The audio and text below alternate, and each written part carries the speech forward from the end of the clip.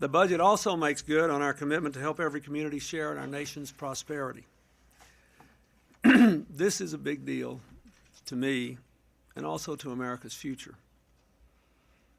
About 18 months ago, I began the first of what I called New Markets Tours, to shine a spotlight on people and places that have been left behind in this long and remarkable recovery.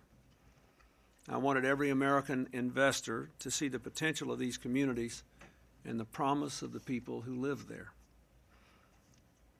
I knew that government couldn't do it alone, and that in fact we would have to find a way to get more private investment into these communities. But I also knew that business could not be expected to go it alone, that we had to find some way to bring hope and opportunity home to these communities. Now, at the same time, to be fair, there were people in the Congress who were interested in this, who were struggling for some bipartisan consensus to bring free enterprise to parts of America that had been left behind. Among them in the House were Representative Talent, who is here, and J.C. Watts, and Danny Davis, who represents Chicago, but like me, was born in Arkansas. And there were other groups that were looking at this.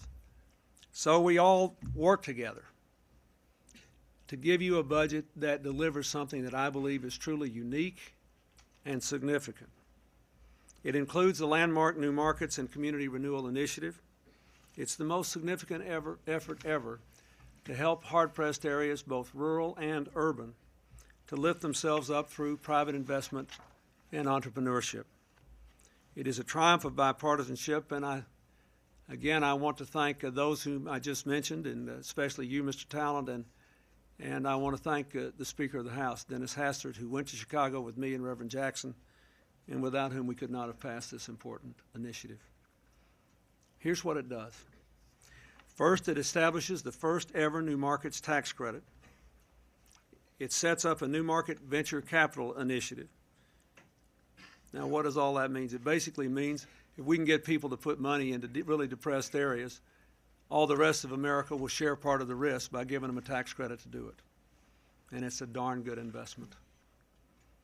We also expanded and strengthened 40 empowerment zones. That's the program our administration has run for the last 8 years under the able leadership of Vice President Gore.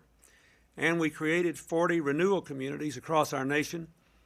That's an alternative designed essentially by Republicans in the House with the Democrats who worked with them.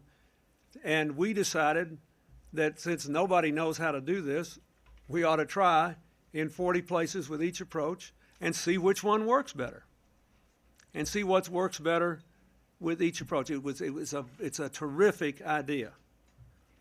And I only wish I was going to be around when all the results come in. We're going to be around. But sometime over the next, I'd say 2 to 4 years, probably more like a 4-year period, we'll actually have evidence of what happened in the 40 empowerment zones, what happened in the 40 renewal communities. The Congress will take the evidence, and I hope, as a result of that evidence, will then enact legislation that will permanently establish a framework for always encouraging America to invest in the areas that otherwise would be left behind. And if, like me, you spent a lot of time in the Mississippi Delta or Appalachia or inner city neighborhoods or on Native American reservations, you doubtless have concluded, that, as I have, that intelligence is pretty equally distributed throughout this country, and so is the work ethic. But we have not yet equally distributed opportunity and access to capital. We're trying to figure out how to do it. This is a truly historic day, and we did it together, and I'm very grateful.